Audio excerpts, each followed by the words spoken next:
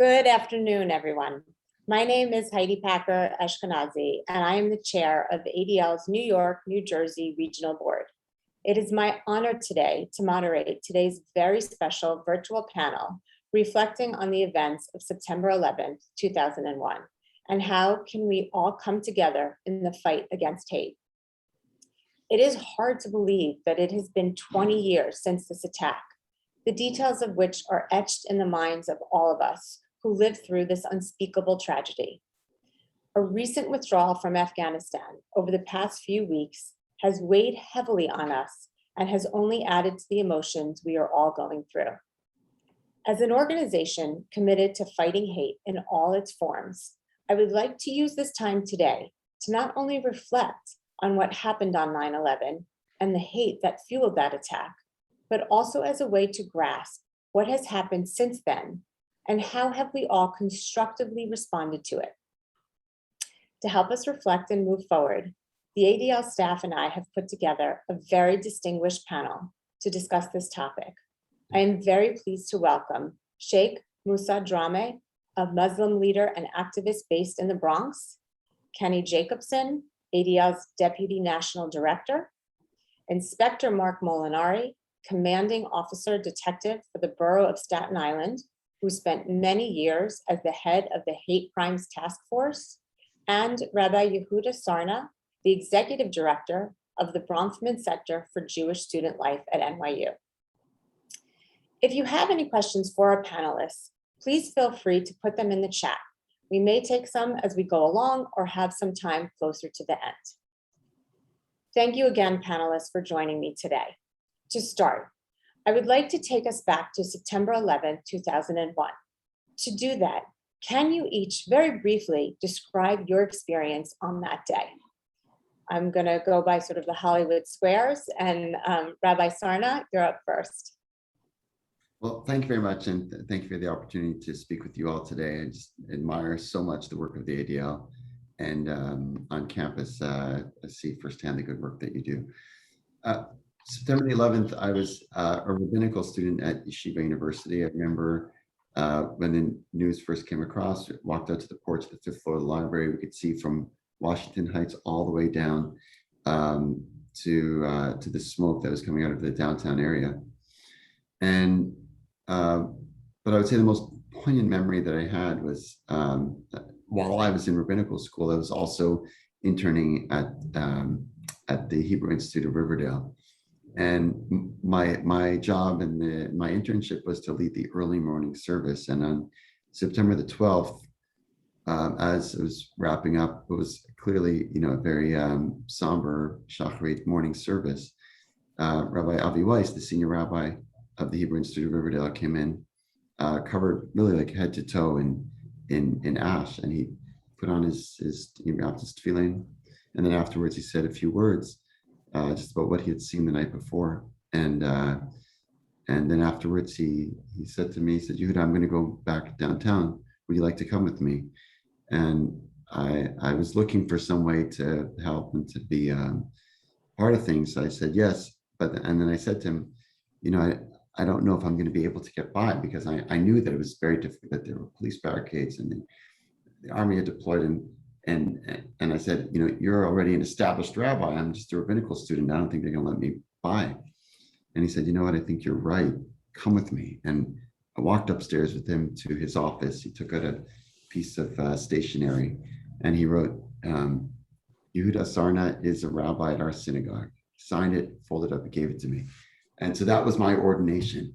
And so I was processing everything that was happening those few days, really, as I somehow knew that it would be foundational for me in my own service in the years to come. And I remember as we were riding down the West Side Highway on the way downtown, I remember asking him, what it was that we were going to do, And he said, well, sometimes you just have to go to where the center of the pain is to understand what it is that you're supposed to do. And I took that in time, not necessarily what I was supposed to do there in the moment, but what I was meant to be doing in the next decades, in the years to come. And one of the first things I became aware of as we got out of the car at the ground zero site was that I was not uniformed. I mean, I looked around, I saw so many people in different kinds of uniforms. Obviously, NYPD, firefighters actually, and police from all over who had come in to help, cell phone technicians, medical personnel. It seemed like everybody, most of the people had some kind of uniform. And I really struggled to figure out like what was I meant to be doing? And as I was following Rabbi Weiss, and I just watched as he was looking for the people who seemed the most affected, the most despondent, whether they were first responders or they were people who were affected and trying to find their way. And he just walked over to them and he gave them a hug. And he said, I'm a rabbi. I'm just here to say, God bless you. And I took that with me. Our response to everything that we're seeing was the desire, willingness, and the ability to embrace others. That's amazing. Thank you for sharing. Kenny Jacobson. Yes, thank you, Heidi. That day, we were hosting at ADL, the recently former Deputy Defense Minister of Israel, Ephraim Sneh. And we were meeting in our terrace right opposite the United Nations in our building that we then owned. And I was called out to say, something happened at the World Trade Center. I watched the video. The first time I saw the plane, I thought maybe it was just a small plane. And then, of course, when the second thing happened, we all knew it was terrorism. I immediately ran upstairs, spoke to the chair of the meeting, and immediately, of course, it was disbanded. And Ephraim Sneh, Israel's former deputy defense minister, came to my office and we watched the tragedy unfold. And to this day, whenever I meet him, that's his first thing he says to me, boy, we watched that terrible thing together. So it was really, but I want to talk, for the nation, it was a great national tragedy. For New Yorkers, it was a national tragedy and a personal tragedy. Almost everyone knew someone who died that day. I lost a cousin that day, but it was hardly unique. It represented all of New York, and it was truly a personal tragedy. And there were two emotional moments afterwards. One, I attended a service at a Reform synagogue on the Upper East Side, and the rabbi waved his hand and said, when I come to your section, stand up if you knew somebody who died. And it was like almost every one of the few hundred people rose from their seats to stand up. And the other one took place in my synagogue congregation, Kehillat Jeshurun, an Orthodox synagogue on the Upper East Side. The longtime rabbi then, Rabbi Lookstein, announced at the Sabbath services, and the place was packed because everybody wanted the community's feeling at the time, and there were probably 800 people there or more. The rabbi announced that he was inviting two firemen from the local firehouse, which is literally down the street from the synagogue, that lost 9 firefighters that day from that one firehouse. And he invited 2 firemen, and I'll never forget the moment they proceeded. It's a very large synagogue. They came in from the rear and were escorted all the way up to the front to the bima where the rabbi sits. And there was a 15-minute standing ovation from the 800 people there, and the tears were just flowing, just pretty much nonstop. And it just captured the fact that this horrible tragedy took place, but we were there in support of each other and in support of the first responders who suffered so dramatically that day. So that's the other one story is about my cousin's kid, my first cousin's kid. He was a lawyer in one of the World Trade Center buildings, but in his spare time, he was a volunteer fireman. And so when the plane struck, he went into fireman's mode, as other people told the family, that he actually escorted out many, many people because he understood in a crisis how to behave. And they all think that he went back to look for more people, and he did not survive. And and his wife was pregnant with their first child. And that's but everybody has a story of knowing somebody. So as I said, I'll just finish by saying that's to me what it is. This was one of the great national tragedies in American history. But for New Yorkers, it truly was a personal tragedy. Thank you, Kenny. So everybody has a story, and they're all so tragic. Sheikh Drammen. Thank you, Heidi, and thank you, Scott, for inviting me. I call ADL my third home. So I have been with ADL since 9/11, and I'm grateful to participate with whatever ADL does. You know, as I have been telling the story from day one, on Tuesday morning, September 11, 2001, my wife and I and our colleagues, we were opening the first full-time Muslim school in the Bronx on that day. And, you know, obviously, you know, we were super excited and anxious, you know, to be given the opportunity to open the first Muslim school, you know, accredited Muslim school in the Bronx. And, you know, some of us spent the night, September 10, leading to September 11, finishing up the classrooms, you know, putting furnitures, hanging some, you know, posters for students.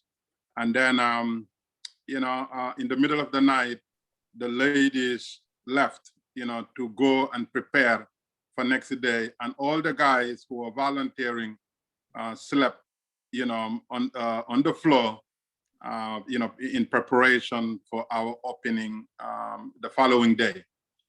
And, you know, 8 o'clock in the morning, you know, we opened the school, and volunteers, parents, and students, and everybody was there.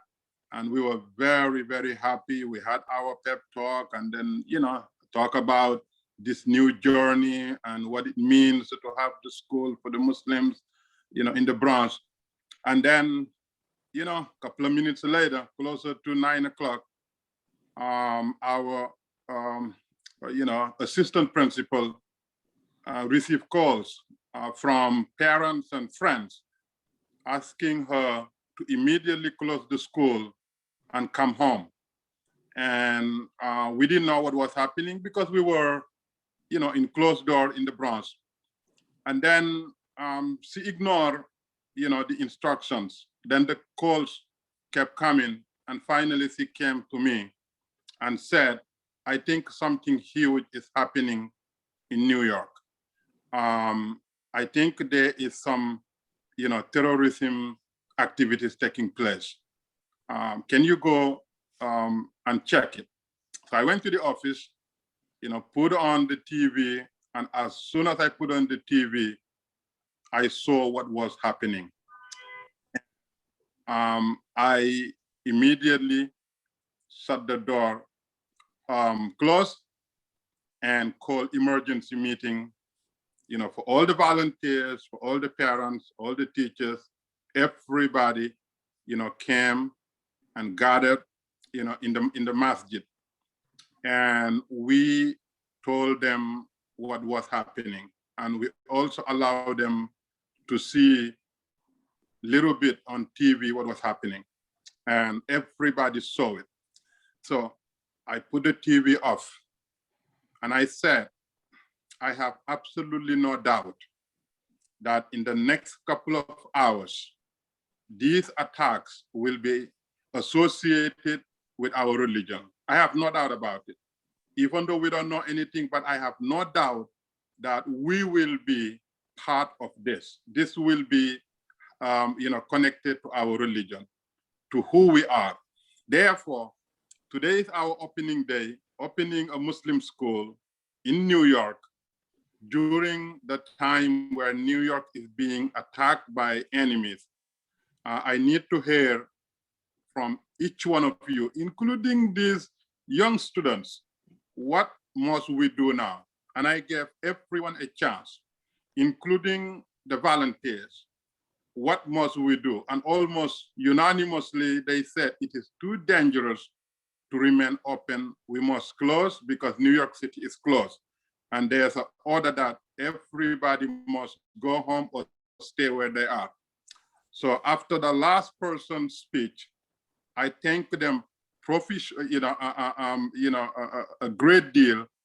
And I said to the teachers, if you want to leave, you can leave. I told the parents, if you want to take your kids, you can take your kids. I told the volunteer, you are truly appreciated. If you want to leave, you can leave. However, I will be here. The school will not close. Today is our opening day. We are Muslims, and I have no doubt that this will have some connection to us, to our religion, to what we will be teaching these kids. And therefore, we owe it to the public. Should this thing be connected to Islam, to be responsive to the questions that would be obvious? What will be the difference between these terrorists and us? What is the difference between these evildoers and us who are promising to do the opposite? And we have to remain open so that when the public need questions answered, we will be right there to answer their questions. And if it happened to be, outside of Islam, then not a problem, but we continue to remain open. And after I say that, not a single person left, nobody. The teachers went back to their classroom with their students. Volunteers remain, parents remain, not a single person left. And for whatever reason, we don't know yet how the story got to the media. And for those of you who pay attention to that day, most of the mainstream media had split screens.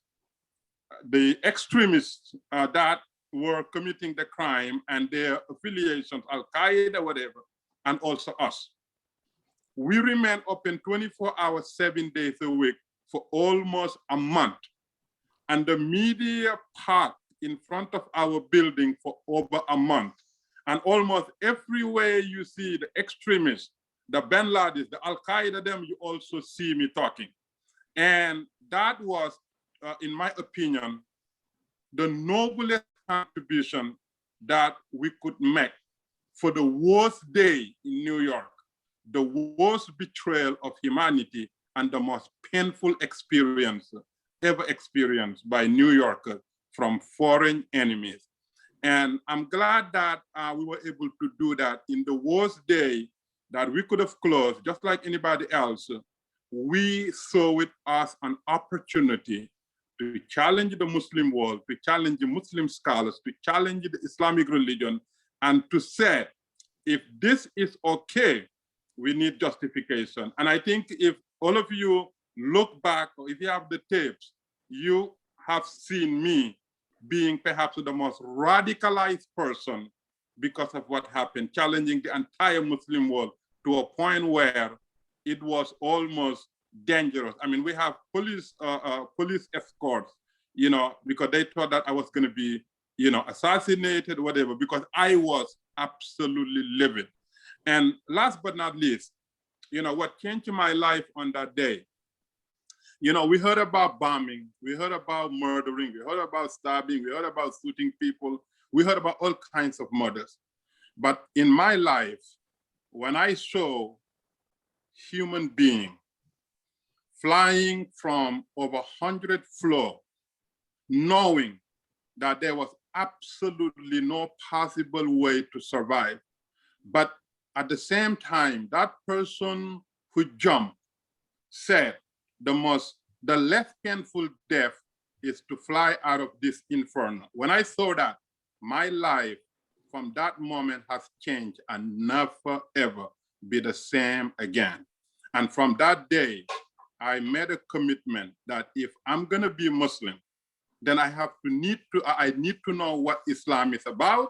I need to know what causes these people to put individuals in such a predicament that they would rather fly over 100 floors to their death than to experience what they were experiencing.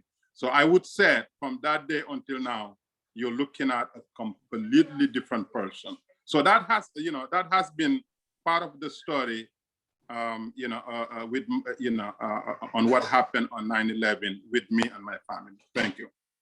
Thank you for sharing the story. And I think that that image of people jumping has changed a lot of people. I think it was a very, very difficult thing for many people to see, and sort of what went through their mind when they made that decision. So thank you for sharing. Mark Molinari. Yes, good afternoon. And again, thank you for having me here. 9/11, 2001, I was a rookie sergeant with the NYPD working in the 123rd precinct, which is the far end, the south end of Staten Island, practically Perth Amboy, New Jersey. I was working nights. I worked 3 to 11. I was home that morning. My son was a little less than 18 months old. My wife was pregnant with my second, who was born right before the new year. She was out at work. I was home with my son, and anybody who has children knows that that time of the morning, you're committed to changing diapers and feedings and stuff like that. So I was paying attention to nothing. My brother called me and told me that a plane hit the World Trade Center that he saw. It told me to turn on the news. So I actually turned on a radio that was in my kitchen. I didn't have a TV on that floor. I turned on a radio, and it was actually the Howard Stern show on whatever channel he was on at the time, and he was talking about it. And I think that's when, with him talking about it, I ran to another floor with a TV, brought my son, was watching the news, and I called my wife and I said, I think you got to come home. I think I've got to go to work. And then a second plane hit, and I called her again. She said, I'm already on my way. She came home, and I raced into work probably by 10:30, 11 o'clock in the morning, fully ready to run in the door and throw on a uniform and go to Manhattan. A lot of my precinct was already gone. They had already gone. Everybody was working during the day, went to Manhattan. And I was tasked with a job that I was never happy with, still doesn't sit right with me. But the NYPD has a couple of plans in place that in something like that, they have, they call it off-duty mobilization. Off-duty cops, wherever you are, go into work. Also, they have a second plan that factored in that day is that if you can't get to your work, you go to the nearest precinct. So all the bridges were closed. So every cop who lives on Staten Island responded to their local precinct. Well, somebody had to check them in and figure out what to do with them. Like most occupations, we don't have equipment at home. So basically I had to check everybody in and figure out who has a gun, who has a shield, who has part of a uniform, who has a shirt and jeans they could throw on. And we had to pair people and put them out in places that we wouldn't regularly think of. Schools, bus shelters, train stops, knowing that somebody's going to come off a train in Staten Island after taking the ferry and be a, let's say, victim, be a witness to something, maybe injured. Schools, we're going to see children who their parents aren't coming home or they don't know where their parents are. So we needed to task out and put as many cops to these places as possible. And again, in whatever makeshift uniform we could give them and tell them, go out and identify yourself and figure it out. So I wasn't happy with that. We all have the cop mentality is I have to go there. We 40,000 of us must be there. The job had better ideas. The department had better ideas that were needed in other functions that we weren't focusing on. So I wound up with that. And I remember later on at night, probably closer to midnight, my commanding officer came in. He was a captain at the time. He's still one of my best friends to this day. He came walking in. He went in the morning. He went to Ground Zero. He was there all day, and he came back. He stopped at home on the way back, and he brought in one of those. If you're my age, remember those trifold beach chairs, those ratcheting chairs and things flap open to lay on. He comes in carrying one of those and a sleeping bag because he knew he was not going home for days. And turned out that his cousin was a fireman, and he's Irish Catholic. So if you're familiar with that, a cousin of your age is pretty much a brother that you grew up with. So his cousin was a fireman who responded and did die that day. So, it's particularly hard on him. He's running a precinct, running tactical efforts here, and not knowing that his brother was a cop, his cousin was a fireman, all the family members who were in these services, not knowing where anybody was and waiting to hear where somebody was while still doing this job was, I'm sure, very difficult on him and difficult on all of us in trying to figure out what was going on in the world and obviously where our loved ones were. Yeah, thank you everyone for sharing. It was one of the questions that I actually had for the panel was you know, of listening to all those stories, sort of how the experience had changed you. And I think actually some of you have touched on it already.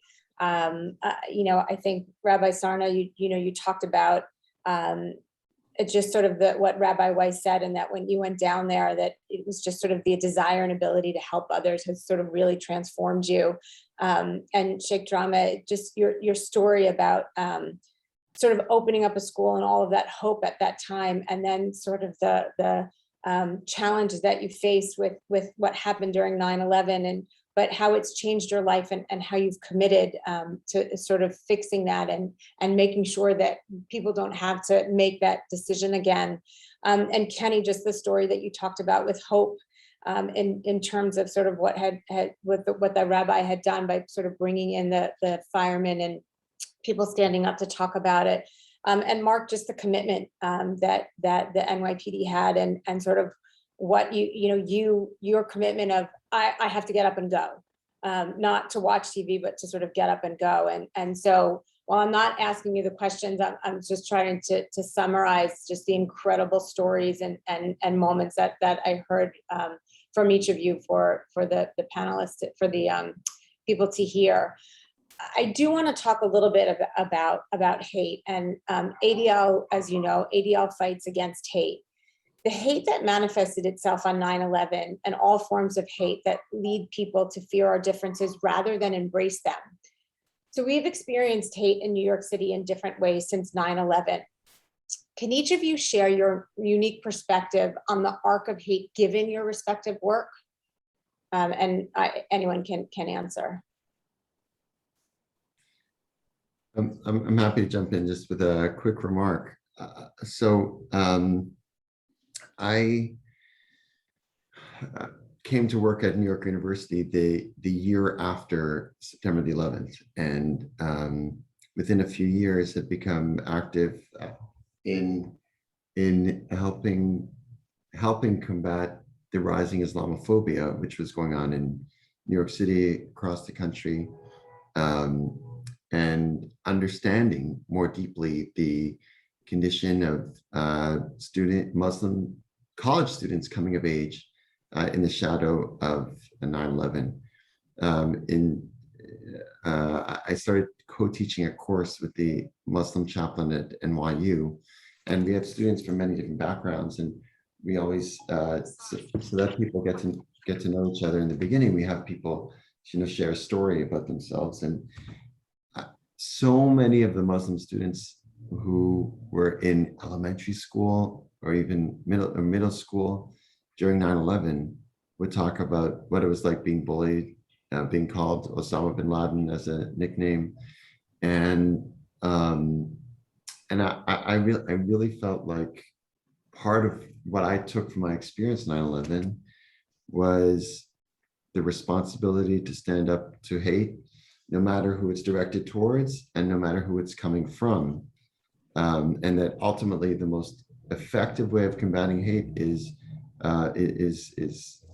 the fight against ignorance, is getting people to know other people face to face, hearing each other's stories, listening, and that the more I work my muscle of standing up for other people, the more likely it is that other people will stand up for me, or that we will stand up for each other.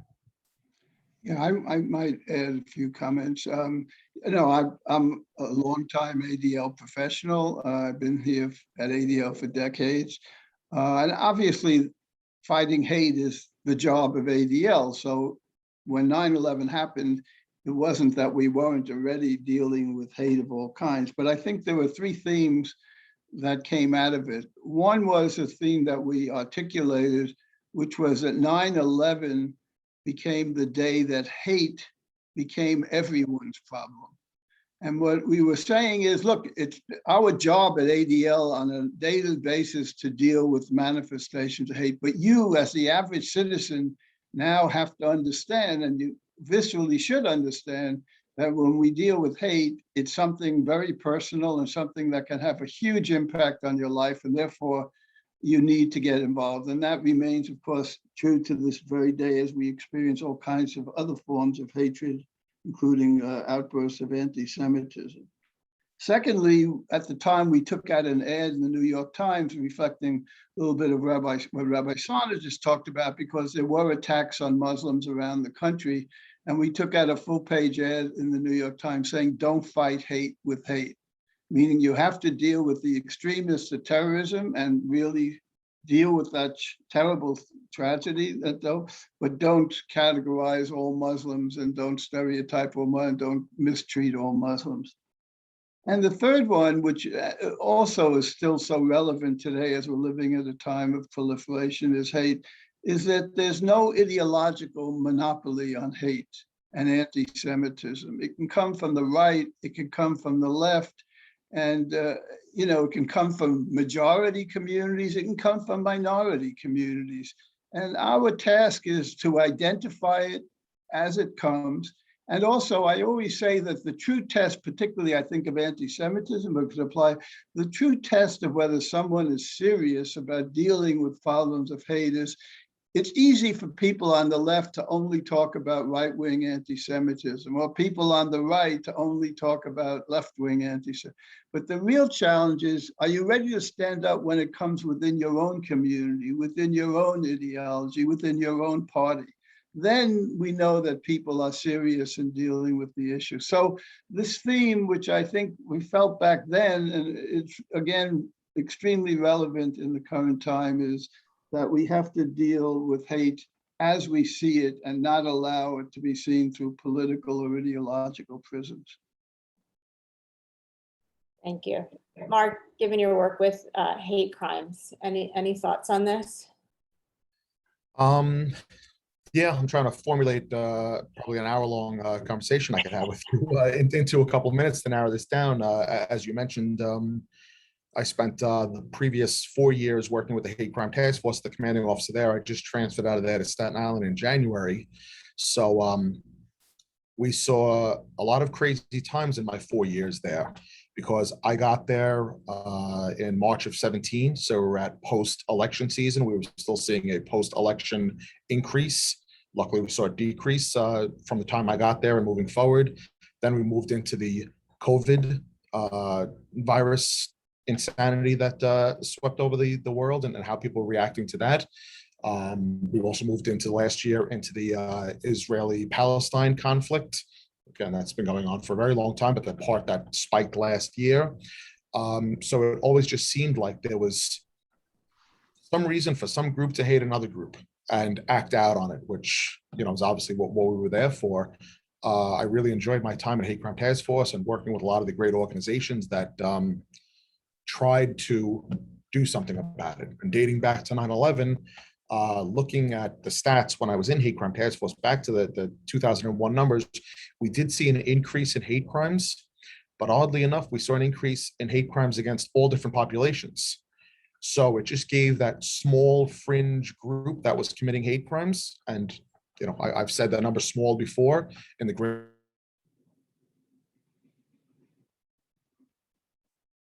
the population of New York, a small percentage, it just gave those people in that fringe area to hate everybody, to just spread hate.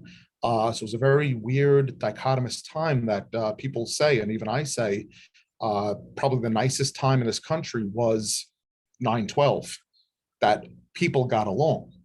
A lot of people that didn't get along previously got along. A lot of different identity groups got along. And I remember 9/11 standing outside my precinct, and I'm sure everybody knows exactly where they were. Remember how beautiful it was on 9/11, the weather? Yep. No clouds, beautiful Okay. weather, beautiful blue skies, no traffic, no horns, no trains, no planes. It was silent and just a beautiful moment. And the 9/12 did start a little camaraderie, but at the same time, there were the people who still wanted to hate and act on that hate, causing an increase in hate crimes. So I see that looking back at the stats, and then I see that in my time in hate crimes, that we did see both still organizations bringing people together. But at the same time, those who still wanted to divide and make groups hate each other, and I believe, as Ken Jacobson said, is that everybody pointing fingers. It's not us, it's them who hate us, and everybody's saying the same thing and just pointing fingers back and forth. And it really, the division that was and is ugly, and we need to figure out a way to end that division and stop pointing fingers out and start pointing fingers in. Thank you. Sheikh, Drammen, anything to add to this? Yes, obviously, 9/11, was a call to act. And I doubt if anyone, from any, segment of our society did not act. So we may act differently, but we all acted because, as, Mr. Jacobson said, 9/11 tell the world that, hate is here and either you act or you become a victim. So, obviously, I think, I don't know if Rabbi Kaplan is on the line, but I think Rabbi Kaplan perhaps was the only one that knew me in my early days, but I was very, very angry. And I'm still angry, but, I was extremely angry with what happened. But nothing satisfied me, by the way. Nothing. I completely abandoned religion for almost 6 months because I refuse, to now continue to be Muslim the way I was. Because if these people say they're Muslims and they're able to do this thing, well, I don't want to be part of whatever system that they're part of, including their religion. I need to find out if they're wrong or I'm wrong or our religion is wrong. So, for 6 months, I was going through the motions, but deep inside my heart, I was really irreligious. That led me to, to a deep, place in my heart. I spent 6 to 7 months really, studying the root causes of this extreme hatred, the root causes of extremism in my own religion, the root causes of why would these people have absolutely nothing to do but to plan to destroy and actually was able to carry out what they were able to carry out. And that led me to the conclusion that, well, this hatred stems from out of the Middle East and, specifically the Holy Land. And prior to 9/11, I did not know a single Jew, intimately. Prior to 9/11, I did not know a single synagogue. I had no intimate dealing with the Jewish community. I did not know pretty much anything about Judaism or anything. So 6 months after 9/11, I came to the conclusion that Muslims and Jews must have a different relationship in order for the world to be safe. And if not, then unfortunately, the same hatred that pushed these criminals will continue to push other criminals to do their criminal activities. And, I took it upon myself to say, I'm going to fix the whole problem. I'm going to fix the problems of Muslims and Jews. I'm going to fix the Holy Land. And so that led me to, to the museum, Holocaust Memorial Museum. Some of you know the story. I went there for almost a year, tried to talk to them about starting a program, and they had no clue about what I was talking about because I was so traumatized. And one day, but I never gave up. One day I walked in there and there was a young man by the name of Michael Johnson. I don't know if Michael Johnson's still around or not, but he was a young man, I believe, interning there. After speaking to him for a while, he realized that, well, I may not be coherent, but what I'm saying makes a lot of sense. So Michael Johnson said, you know what, let me let you talk to someone. I think if the museum really understands what you're trying to do, they will be more open. And that's where Michael Johnson introduced me to the leadership of the museum. And from there, the rest is history because, the museum was able to launch a program called Interfaith Living Museum, where Muslim children and Jewish children from different schools, come together. And in my estimation, it is one of the best long-term peaceful coexistence program out of 9/11. So that's number one. Number two, ADL, I said there has to be an organization that really deals with this kind of things, and that led me to ADL. So and I think there was a girl by the name of Laura that used to work with ADL. I don't think she's there. Beautiful, beautiful soul. So I met with her, and just like anybody else, I'm sure she was terrified, but listened to me, read my proposal, and said what I was proposing was a month-long, peace building, which now became Peace December. And Laura said, I love the idea. This is something that ADL would love to partner with you, but would you mind if I edit it? And I said, no problem. As long as you edit it so that we have peace, I'm fine. So Laura edited, and the language that we currently have now came from ADL, and everybody's happy. Peace December is a month-long celebration of peace and nonviolence. And I'm happy to say that, thanks to ADL for guiding me and guiding all of us to it.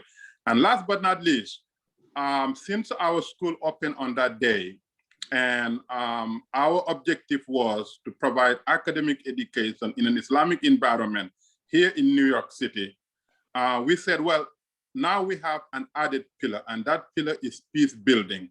So now we're going to go back, and we are going to reconfigure our curriculum. Whatever we put together, it must now incorporate peace building. Otherwise, we're wasting our time. And we did.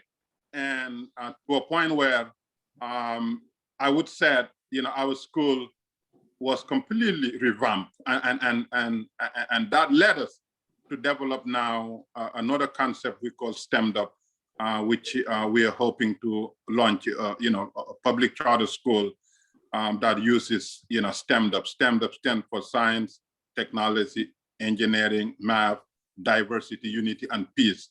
We have built the curriculum, fully built. Actually, the lady that works at DOE in terms of the partnership said this is one of the most innovative curriculum that's ever come across. So we're hoping to to have that concept also developed. So I'm saying this to say that 9/11 was a call to act, and we're acting, and we'll continue to act. And everything that we're doing actually stems from 9/11. Thank you. Thank you. And you actually made the transition beautiful for me, because I want to reflect actually on the good that we see. I do want to just add that if anyone does have any questions, please feel free to put it in the chat, or send a note to Scott Richmond, text him, and we will be taking questions. I have endless amounts of questions for this panel, but we'd love to hear from people watching as well. So, like I said, I think I want to sort of switch to reflect on the good and sort of the positive and things that have come out of 9/11. Can each of you speak a little bit about the positive changes that you've seen against the fight against hate and sort of what's happened over these past 20 years? And again, Sheikh, you had spoken beautifully about it and shared what's gone on. If there's anybody else who can share some insight, we would appreciate that. Well, maybe I'll start. Well, look, it's on first thought, it's not so easy to talk about positive things because we're living at a time where anti-Semitism is flourishing and all kinds of hate crimes are up and things. But first of all, I do believe philosophically and psychologically it's important, as Heidi, that you're asking about positive things, because we always shouldn't. And I would say one thing, I'm thinking specifically of the work of ADL, is we now have hate crime legislation in 46 of our states, and we have federal hate crime legislation. So taking seriously the theme of hate crimes and what to do about it and how to educate about it and prosecute about it is, to me, an important step forward in the struggle against hate. It doesn't mean it solves everything, but the fact is when ADL first introduced the model hate crime legislation in the 1980s, nothing existed at all. And the Supreme Court upheld it in 1993. And ever since that, there's been a growth. And ever since 9/11, there's been a tremendous growth. Also, at a time of tremendous surge of anti-Semitism, I always describe America as, particularly from about the 1970s till around at least 2010, as the American Jewish community was the most comfortable Jewish community, not only in the world, but one could argue in the history of the 2,000 years of the diaspora. Things have changed significantly where we're now hearing a level of insecurity in the Jewish community that we haven't seen, real worrying about violence as we've seen, whether it was Pittsburgh or Poway or more recently doing the Gaza thing. But one of the saving graces, and I know it's not easy to say it, but if you look at the polling of the American people, which we've been doing over many years on a regular basis, anti-Semitic attitudes overall in America are actually about at their lowest level.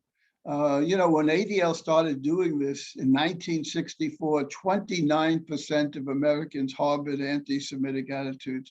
These days, in recent years, it's more like 12, 11, 10%, still a lot of people, but it shows the remarkable thing. And even when the anti-Semitic incidents manifesting themselves in a way we haven't seen for years, which obviously is a huge, huge challenge. And I don't want to minimize any of that, but also we ought to keep in mind, it's not like the American people have suddenly turned anti-Semitic. The real challenge is how do you get people, not only in the Jewish community, but beyond, to take seriously the threat of anti-Semitism and to act on it. But at least we have a basis because the attitudes towards Jews are really not. And I think we're seeing a greater commitment to diversity in this country, which I think is a very positive. And I just want to add lastly, something that per se is not about America, but I think following up on the Sheikh's comments about Islam and Judaism, the fact that we have now significant numbers of Arab countries that are normalizing relations. Rabbi Sarna is hugely involved as the key rabbi in the UAE, and also, of course, Bahrain and Sudan and Morocco, not just merely signing agreements with Israel, but really working towards a kind of normalization, which sends a message that Muslims and Jews can have normal relations. It seems to me that kind of thing, as it grows, should have a positive impact on relations here in America. And we need to take those relations and build on them for the future. So I think there are hopeful things, as I must admit, at a very difficult time, particularly when I think of anti-Semitism. In a way, the threat of anti-Semitism and the impact of it, because so many of ADL supporters 15 years ago were saying to us, what are you still focusing on anti-Semitism? It's no longer a problem. We don't hear that any longer. And it's good that people are awake to the problem, but I think it's not just a Jewish problem. It's an American, a societal problem, and we need people to work together on that and other forms of hate. Thanks, Kenny. Heidi, if I could jump in, because a lot of what Ken touched on, seeing my time in hate crime task force, to differentiate, obviously, hate incidents, hate speech, unacceptable stuff of that sort, to differentiate that away and focus just on the hate crimes. One thing that I taught when I was there is if we look back to our statistics, dating back, I think I saw back to 93. So anytime in from 93 to present, NYPD took about 350 to 500 hate crime cases a year. That's really even, after 9/11, after the troop increase in the Middle East under President Obama, after the Trump election, after the beginning of COVID, everything else that I've mentioned, we fluxed anywhere in that 350 to 500 area, which is 350 to 500 way too many. But when you compare it to the actual population of New York at 8.6 to 9 million people, it is a small percentage of the population that is being victimized and a small percentage of the population that is doing these crimes. That's all hate crimes. If we break it down to the anti-Semitic crimes, Sadly, anti-Semitic crimes usually accounted for 50 to 55%, I'd say, of the hate crimes in New York City. So you're talking about 175 anti-Semitic hate crimes on the low end. Again, 175, way too many.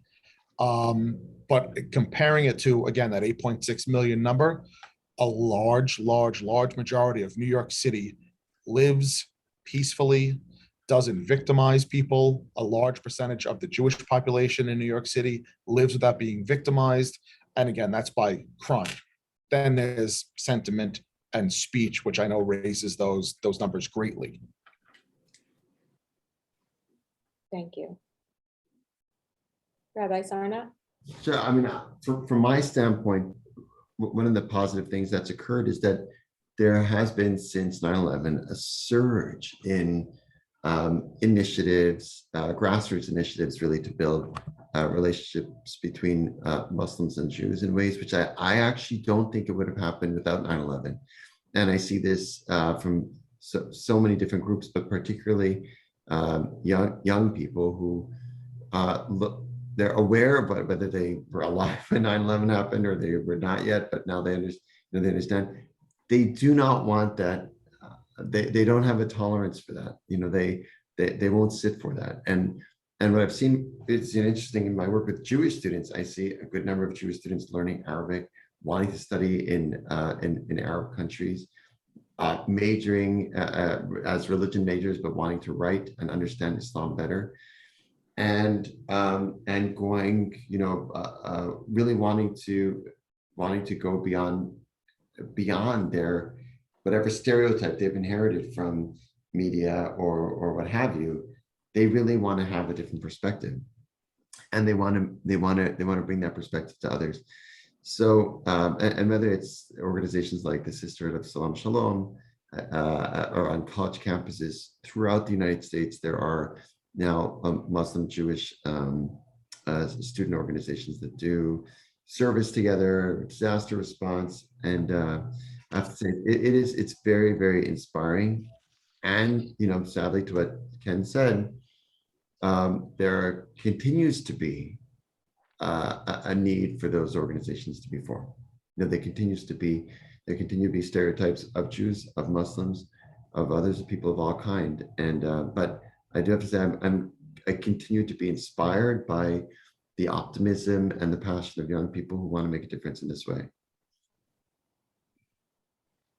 Thank you. Kenny, one question came up that I think that you should take, which is ADL's recent decision to reverse its position on supporting the 9/11 mosque, the Cordoba House. And I'm wondering if you could talk about that a little bit. Yeah, Jonathan Greenblatt, we had discussions, and he felt it was very important at this moment of Rosh Hashanah, a time of reflection, to think back about the decision, which took place a number of years ago, at the time when the idea was the imam and his wife came up with the idea of building a mosque, and the imam has had a long history of good, peaceful relations with other groups, and it was a very good intention. It got controversial because of its location. It was very close to the World Trade Center, and I think Jonathan felt that it was a moment to sort of do what I said earlier, by a real test of whether you're ready to look at your own community and your own decision making and be really honest about it. And I think that was justifiable. And I think the big mistake, both by us, but also as Daisy Khan, the wife of the imam, said after the mosque thing collapsed, she said, our biggest mistake, and that was our mistake as well, was not going to the families of the victims and talk about it before proceeding with the initiative, because it's very possible they could have worked out a compromise. Sensitivities were still so raw from what took place that I think, and it's really a lesson for all of us, instead of rushing to say they should relocate, I think we too should have said to the imam and his wife, talk to the families of victims, see what you can work out and the sensitivities, because it's, you know, it's not merely one side with it, where yes, it's true that it was important to show that the vast majority of Muslims are peace-loving and Islam's are peace. That's a very important thing, but it's also very important to reflect on the suffering that these families went through and that they never will be over it. And so to try to, it seems it was a classic case where we should have done that, and I think they should have done that, which is to all have a conversation before proceeding. And as I said, many of the problems could have been resolved. That was our mistake. And I think it was, as Daisy Khan said afterwards, it was their mistake. So there were a lot of mistakes made, and I think it was fine for us to look back on it at this time of Rosh Hashanah and to say, and to look at ourselves and say that, you know, you know, it becomes the basis for going forward in a positive way and following what Sheikh said, to really think of ways to expand Muslim-Jewish relations going forward. Thanks, Kenny. So with that, I'd like to say thank you to our panelists, both for their fascinating insight and the extraordinary work that they do every day to make our world a better place that is free of hate. I know that I sort of went on an emotional roller coaster with sort of going back to that day, but also hearing all of the hope and the things that each one of you has done in the 20 years and will continue to do in the future. And thank you. I truly appreciate that. And I know everyone listening does as well. I would also like to thank the ADL staff for helping to put together today's panel and doing all the behind the scenes work.